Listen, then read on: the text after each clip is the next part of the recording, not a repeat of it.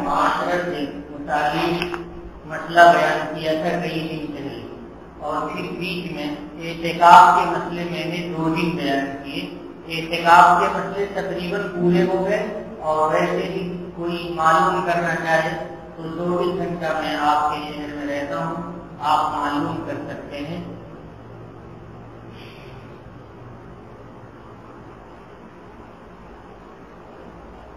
لوگ پوچھتے ہیں کہ سالگرہ منانا کیسا ہے، برتھ ڈے منانا کیسا ہے؟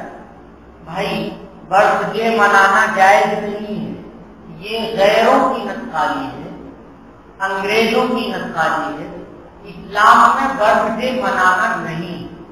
حضور کی عمر 63 سال کی ہوئی، حضور نے اپنا برتھ ڈے نہیں منایا، اور صحابہ کرام میں خلفائے اربعہ کی حکومت 30 سال رہی۔ ان 30 سال میں لوگوں نے برتھ ڈے نہیں منایا، حضرات تابعین نے برتھ ڈے نہیں منایا۔ یہ غیروں کی نسخالی ہے۔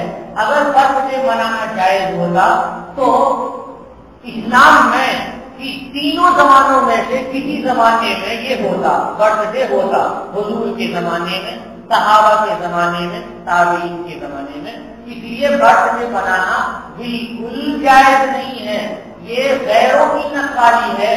اور حضور کا ارشاد یاد رکھیے، من تشبہ بقوم فہو منہم، کہ جو آدمی کسی قوم کی نسخالی اختیار کرتا ہے تو اس کو اللہ انہی کے ساتھ رکھیں گے۔ یعنی ان کا ٹھکانہ اگر جہنم میں ہوگا تو مشابہت والے کا ٹھکانہ بھی جہنم میں جائے گا۔ اس لیے بہت بچنا چاہیے غیروں کی نسخالی سے۔ بعض لوگ پوچھتے ہیں کہ چڑیے، طوطا، مینا وغیرہ کو پنجرے میں رکھنا جائز ہے یا ناجائز ہے؟ وہ آدمی جو بہت زیادہ اس کے کھانے کا پینے کا لحاظ رکھتا ہے، بہت خیال کرتا ہے، تو جائز ہے، بہتر نہیں ہے۔ کیونکہ جانوروں کو قید کیوں کرتے ہیں؟ ہم آزاد ہیں، اپنے قریبی عزیز اور رشتے دار وغیرہ وغیرہ سے، دوست احباب سے ملتے ہیں، کتنی خوشی ہوتی ہے۔ تو چڑیوں کے بھی تو قریب ہوں گے، ماں باپ ہوں گے، دوست احباب ہوں گے، اور وہ اپنی خوشیاں منائیں گی۔ تو اس لیے چڑیوں کے کو قید کرنا بہتر نہیں ہے۔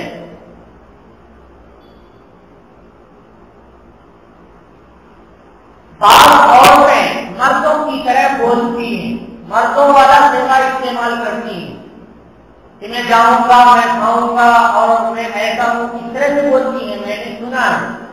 تو عورتوں کا مرد کی طرح بولنا جائز نہیں ہے۔ ایسی عورتوں پر اللہ کی لعنت ہے۔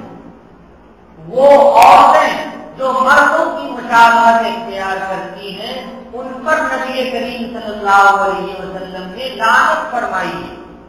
بعض عورتیں مردوں جیسا لباس پہنتی ہیں، کرتا، پیجامہ، پینٹ شرٹ وغیرہ، یا مردوں جیسے بال رکھتی ہیں، تو ان کے لیے ایسا کرنا جائز نہیں ہے۔ اللہ نے جیسا بنایا ہے انسان کو ویسے ہی رہنے میں فائدہ ہے۔ بعض لوگ پوچھتے ہیں کہ بھوک ہڑتال جائز ہے یا ناجائز؟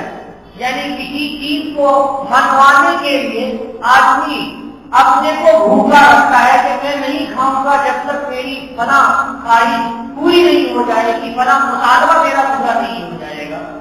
تو بھوک ہڑتال سے آدمی اپنے کو تکلیف دیتا ہے، اور وہ تکلیف کبھی کبھی ہلاکت تک پہنچ جاتی ہے، انسان مر جاتا ہے یا مرنے کے قریب ہو جاتا ہے۔ اس لیے دنیوی مفاد حاصل کرنے کے لیے بھوک ہڑتال کے جائز نہیں ہے۔ وآخر دعوانا ان الحمد للہ رب العالمین۔